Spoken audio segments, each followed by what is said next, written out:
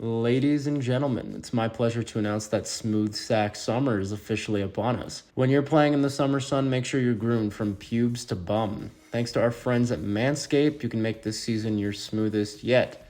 The Performance Package 5.0 Ultra is the ultimate bundle to keep your boys downstairs cool while looking hot. Join the 10 million men worldwide who trust Manscaped with our exclusive offer. Get 20% off plus free shipping when you go to manscaped.com and use the code THPN. The Manscaped Performance Package 5.0 Ultra has everything you need to prepare that summer bod. Every man knows how scary it can get when going for a close shave below the belt. That's why I trust Manscaped for all my sensitive areas. Inside this package, you'll find the star of the show, the Lawnmower 5.0 Ultra. Their 5th generation trimmer features 2 interchangeable next-gen skin-safe blade heads, a standard one for taking a little off the top, and a new foil blade to go smooth wherever your heart desires. We also have dual LED spotlights to provide contrast on multiple skin tones, 3 length setting combs, and oh, did I mention, this summer, this trimmer is waterproof too. Beach, lake, or shower, this razor will devour even the strongest pubes. Now that you have the perfect haircut, use Manscaped's liquid formulations to keep that freshness even at the hottest summer barbecues. The Crop Soother Aftershave Lotion and Crop Preserver Anti-Chafe Ball Deodorant. Once they touch your sack, you'll never go back. Manscaped even threw in 2 free gifts to their Performance Package 5.0, the Manscaped Boxers and the Shed Travel Bag. More wet products? Say no more. Manscaped's new Buff Bundle is all you need to keep the summer heat a breeze. This bundle includes their signature silicone scrubber and body wash. Ditch your nasty loofah and grab a taste of freshness. Get 20% off plus free shipping with the code THPN at manscaped.com. That's 20% off plus free shipping with the code THPN at manscaped.com. It's Smooth Sack Summer, boys. Get on board or get left behind. Just a quick word from our sponsor. Bet the action on the ice with DraftKings Sportsbook. Download the app now and use the code THPN. New customers can get $150 instantly in bonus bets for betting just $5 on hockey. That's code THPN. Only on DraftKings Sportsbook, an official sports betting partner of the NHL. Crown is yours. Bonus bets expire 168 hours after issuance. Gambling problem? Call 1-800-GAMBLER or visit www.1800gambler.net. In New York, call 877-8-HOPE-NY or text HOPE-NY at 467-369. In Connecticut, help is available for problem gambling. Call 888-789-7777 or visit ccpg.org. Please play responsibly. On behalf of Boot Hill Casino and Resort, you must be 21 years of age or older, and age varies by jurisdiction. This offer is void in Ontario. Bonus bets expire 168 hours after issuance. See dkng.com/hockey for eligibility and deposit restrictions, terms, and responsible gaming resources. NHL and the NHL Shield are registered trademarks of the National Hockey League. Copyright NHL 2024. All rights reserved. Now back to the show. You're listening to the Hockey Podcast Network, your home for hockey talk covering every team in the NHL. New episodes every Monday. Download at thehockeypodcastnetwork.com or wherever you get your podcasts from. What up, Sea of Red? You're listening to Into the Flames, a Calgary Flames fan podcast. Your home for all things Flames and updates around the NHL. With your hosts, Raja Burri and Noah Eccleston. Into the Flames. New episodes every Sunday. This is so sick. No, like when you look at it in a vacuum, like I love the 9th overall pick. I'm so happy with that. But the whole draft in itself, the Flames did some great work here. What is up, guys? What is up to Craig Conroy specifically? Initial thoughts is it looks like the Flames were a top 5 to top 3 team in this draft, right? Like it just looks like they did their homework perfectly. Came in with a game plan, even though you miss out on Tej at 6, and you tried for Tej at 6. But you came in with a game plan and you stuck to it, and you're walking out with a lot of good prospects. You came in with a game plan. That game plan was slightly altered. I mean, we heard that Craig wanted a center, right? That was like evident. Talked about it on Barn Burner a lot. Like, a center would be ideal. So in the back of my mind, I'm like, okay, well, who are the centers that could go in that 9 spot? Probably Berkeley Catton, probably Consta Hellenius. I mean, I don't know. Those are the guys that, in my mind, I was like, okay, this makes sense. Then you hear they tried trading up for Tej, like you alluded to, at 6. Freaking Utah.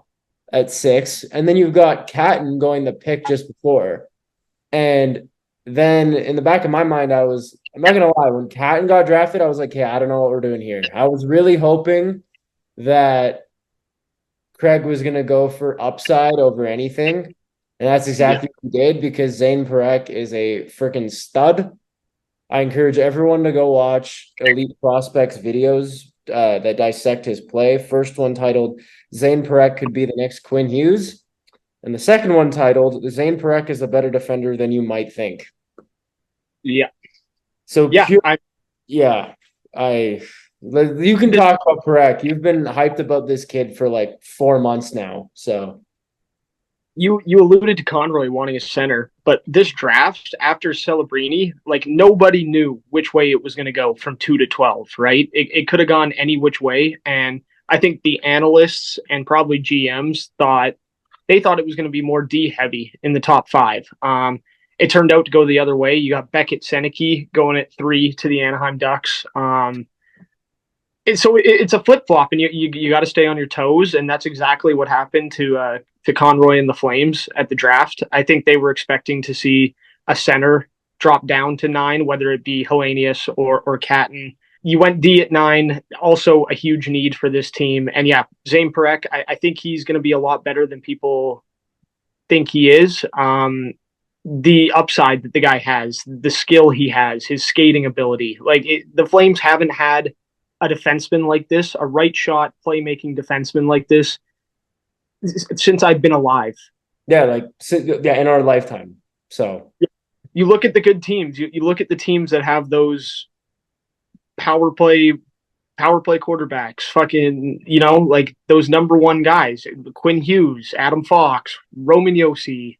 Those teams always get wins because they have guys like that on the back end. Absolutely. Yeah. Let's get into it. So very first pick, 9th overall, Zan Parekh. We now have the 2 top scoring D-men in the OHL. Zan Parekh out of Saginaw, Memorial Cup champion, and then Hunter Brustevich. We'll get to Henry Muse in a bit, but he's in that top 6 also in the O. So yeah, but a couple of high-octane blue liners are now in the pipeline. Brustevich and Z Gobert. I commented Z of Red on one of his posts. It gained a little traction. I was hyped about that. But yeah, looking at Jay Fresh's card on Zan Parekh, projected chance of becoming an NHLer, ranked 2nd in his draft class analytically, 100% guarantee that he's an NHLer. Projected chance of becoming a star, ranked 6th in his draft class, a 74% chance. Dude, you know what my biggest fear was? That we were going to get Salayev. I'm like, hey, Conroy loves Russians. He's going to go for Salayev, isn't he? And in the back of my mind, I'm like, well, Salayev doesn't have the upside that Dickinson has. He doesn't have the upside that Parekh has. He doesn't have the upside that Biam has. He goes up to the stage, puts his hands on his hips like he's modeling at a runway, and then he goes, from the Memorial Cup champ, Saginaw Spirit, Zan Parekh. And when was the last time we drafted a kid in the top 10 that the announcement started with, from the Memorial Cup champions? It was Matthew Tkachuk. So that's good juju in and of itself. Yeah, no, absolutely. I know what you meant with the Salayev thing. And honestly, Salayev, he is going to be a solid top 4 D-man, but he doesn't have that offensive upside. He is such a stay-at-home guy, right? And that's just not the kind of defenseman I want at this point in time. I've seen enough of the Robin Regiers and the Jay Bouwmeesters, and give me something flashy, give me something fun to watch, and that's what Craig went and got. Absolutely. And you know what? I'm just shocked that Zane fell to us at 9. I honestly do believe that now the Ottinger curse is over. This signals it. This feels like it signals it. Parekh is the new building block of the future here. Yeah, and it's so past a retool at this point. Hey, that's been the since Conroy took over, was we're gonna retool. That Mangiapane trade solidified that for me, that it's full on rebuild. When you trade a roster player for 1 second round pick, you are in full blown rebuild mode. And I feel like he's just saying retools so that Murray doesn't hang up the phone on him when he's like trying to convince him of the business he's doing. He's like, I promise this is a retool. Trades like 7 players. It's a retool, guys. I promise. Yeah. Yeah. And then you Audrey's name linked to rumors before the draft started and whatnot. And yeah, it's just wholesale. We can spend this whole episode talking about Zan Parekh. That's an A+ pick. I think he has so much upside. Super smart player too. Like the guy graduated high school at 15 years old. Just great work. Absolutely. So now let's go to Matvei Gridin. So we selected him with the 28th overall selection. I guess it was a little bit of a curveball, but I don't think it's the reach that people think it is when you look at his rankings consolidated. I think the overreaction on night one when we did select him came from fans feeling gutted that we lost out on Tej and then we didn't select Andrew Basha night one. So everyone just went, what is going on? What is this? Conroy loves his Russians, and Gridin had a strong DY season and led the USHL in scoring. Projected chance of becoming an NHLer, he's ranked 23rd in his draft class, 65%. Projected chance of becoming a star, ranked 22nd in his draft class. So picking this guy up at 28, that's not the reach that I feel like everyone is, believing it is. No, and I think it came down to also just the names that were still on the board, right? Like you alluded to Basha, obviously a Calgary kid who we wanted to see come here. And that's really who I thought we were going to go with in round one. Yeah, it was a bit of a curveball. I know I was pretty like, I don't know. And then you take a look at the guy, you look at his stats, you look at his game, and then it starts to make sense. And maybe it's not as big of a reach as people really think it is. Good two-way guy. He's got a good shot, big body. He's only going to get bigger. He's going to the University of Michigan next year, which is going to be huge. Really good program there. Yeah, I don't hate the pick. I think it could turn out to be something really nice. Yes, as of right now, he is committed to the Michigan Wolverines of the NCAA. And in my opinion, I feel like that's the best way for him to go because that's really the best and most winning, program in college hockey.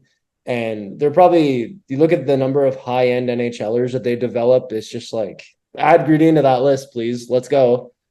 But I did hear something that he is eligible for the CHL import draft. The rumor that started circling is that he had committed to Michigan in the NCAA on account of the Russian and Belarusian ban still being in effect as part of that CHL import draft. So I wonder, like, let's say he gets selected, is he going to still go the NCAA route or is he going to go the CHL route? My guess is he probably goes the CHL route if that was what he was intending to do prior to that ban being lifted. Yeah, if that's something that he was looking forward to doing, not knowing with the ban, right? But either way, I don't think you're too mad as the Flames. I mean, the CHL route, it's been great development for years. And on the flip side, you're going to play, as you said, at Michigan, one of the best programs in the U.S. So either way, I think it's a win for the Flames and himself. But yeah, it'll just be interesting to see which way he does go. Yeah, absolutely. Conroy's shot for upside and skill over words like truculence and character and physicality and like all that bullshit that we've been used to for so long. It's like we're not taking safe picks anymore. We're taking guys that could have high ceilings and we'll see what happens. And he was ranked 37th on Bob McKenzie's final rankings. The thing that I was pretty surprised about was how Sportsnet was acting like he was such a ridiculous pick. I don't know, man. Like he was ranked anywhere from 28 to 37 on all these lists. So I'm like, well, like it's a late first, early second. Like you're going to be taking a reach on a guy you like anyway in the late first round because it's basically a second rounder. Yeah, the fact that like Cosentino was like roasting the pick, it just made me love it more. I was like, you know what? He thought Stromgren was our best prospect in the pipeline like literally a year ago. So we got our boy, the guy that we thought we were going to get at 28. We end up getting him at 41. Oh, what a great start to day two, because day two is just amazing. That whole weekend was just amazing. Hometown kid, You look at Hockey Prospecting's model, the comparable is Braden Point, which is insane. Yeah. Yeah, and a big slip for him too, hey? This is a guy that, I thought was going to go between 15 to 20. He ends up falling to, 41. What do you think the reason is for that? Let's take a look at the first round as a whole. Like, guys that were selected way higher than I thought they'd go. I'm going to start with Beckett Seneca at 3, right? Yeah. That was the first one where I was like, okay, that is insane. Even he was for 3. Yeah, his reaction was priceless. He was like, literally, he was like, what the like, what? 3? What? Yeah. Another one is Carter Yakimchuk at 7. I think Ottawa fumbled their draft quite a bit, if I'm being honest. I looked at the guys they selected. I'm like, what are you guys doing? Like, it's ridiculous. It's a crapshoot. Yakimchuk at 7 is a reach, in my opinion. I don't think there should have been a world where Yakimchuk goes over Parekh, Dickinson, and Beam. Yeah. Then you've got Jet Luchenko going 13. In comparison to original rankings, that's a lot higher than expected. Let's see, who else do we got? You've got Cole Eiserman, who fell to 20th. I mean, I understand that one. I mean, Eiserman is so one-dimensional. It is nice to have that one dimension, especially when you're as elite at it as he is. But like, I don't know. You look at guys like Line A, you look at those goal scorers, those pure goal scorers, where it just hasn't worked out for them because they can't play a 200-foot game. They don't get along well with their teammates, kind of thing. There's always problems there with that. So that one kind of made sense to me. And the Islanders got what they need. They need goals. So yeah. Absolutely. It was just weird watching Lou Lamoriello make that pick. I was like, this feels weird. Like, what? But yeah, we'll get back to Basha. Jay Fresh's card, projected chance of becoming an NHLer, 61%, ranked 25th in his draft class. Projected chance of becoming a star player, ranked 17th in his draft class. So he has a higher underlying model favoring him towards being a star than Matvei Gridin. So that's interesting. Then we go to Jacob Battaglia. And I don't know what kind of spiritual healer he's seeing, but like, I need to see that same one. So I don't know a lot about this guy. I hadn't heard much about him coming into the draft. Still haven't done too much research on him, but I know he's a left and right wing, which is a little bit of a bonus. So he's got a 28% chance of becoming an NHLer, draft rank 42. That's right in the pocket of a second round pick. The whole spiritual healer thing is like, oh, I see Calgary in your future. Like, excuse me, sir, who is this spiritual healer, and can you get me in contact? Because I want to know when I'm going to go bald officially. Looking at his Z-score card, excellent in transition. He's not really great defensively, but his transitional metrics and his offensive metrics are just great. And then we get to Henry Muse. Yep. Who, another second round talent, who was also projected late first at the beginning of the year, falls to us at 74th overall. His comparable on Hockey Prospecting is a guy like Vince Dunn, another scoring defenseman. According to Jay Fresh's card, projected chance of becoming an NHLer, 84%, draft rank 15. Like, that's just a casual third round steal, eh? That's crazy. This is mental. So you've got an insane defensive pipeline now. Yeah, it's bolstered, right? You got 3 right-handed shot guys that are all going to produce at a high level, and Muse, Parekh, and Brustevich. That doesn't come around often. Offensive right-handed shot D-men do not come around very often, and now you got your hands on 3 of them. And then you've got Kirill Zarubin. So Jordan Sigalet wanted his goalie. He gets a goalie out of the MHL. Then we got Trevor Hoskin, and this pick, from like an underlying perspective, it seems like a little bit of a miss, but I mean, it's a 4th rounder. So if you're expecting a 4th round pick to be like a slam dunk selection, I don't know why you're watching the draft or paying attention to it in the way that you are, but he led the OJHL in scoring, 42 goals, 58 assists. That seems to be a theme. Craig just kind of looked at each guy and went, oh, you lead your respective league in scoring? Okay, I'm drafting you. You can allow a guy like this to like take his time to grow, like another skill pick for Calgary. And yeah, then he trades down. he sends the 107th pick to Philadelphia for pick 150 and 177 inside the 5th and 6th rounds. And with that 150th pick, Luke Misa. Unbelievable. A really good pick. How did that guy even slide to 150 is my question. Like, what? Yeah, he has a lot of upside coming out of the 5th round. Playmaking center, right? That's a really solid pickup, and that's some really good scouting work. The Flames did not go with a low probability guy at any point in this draft. And for reference, this is from Byron Bader, that low probability guys make up 60 to 70% of all drafts. So the fact that all of our selections were from that 30% pool is insane. Mm-hmm. And then you've got Hunter Lang, 6'5" defensive center from Prince George. This guy here, this is the pick. This is the bet on size. I was like, there it is. There's the Flames. There it is. They needed that. I was like, Don Maloney was probably sitting there like, Craig, I need my big man. Craig, stop with the skill. We need the big dude. And Craig's like, you know what? F it. I already nailed this thing. Let's just take a flyer on this kid. So Hunter Lang, 6'5" defensive center from the Prince George Cougars. It's a bet on size. And I will say the fact that they made their bet on size pick in the 6th round, that's when you do it. It's not like, oh, the Hunter Smiths and those types of guys that we took way higher than we should have. And then you've got one more hometown kid, Eric Jameson, defenseman from the Everett Silvertips. Let's go.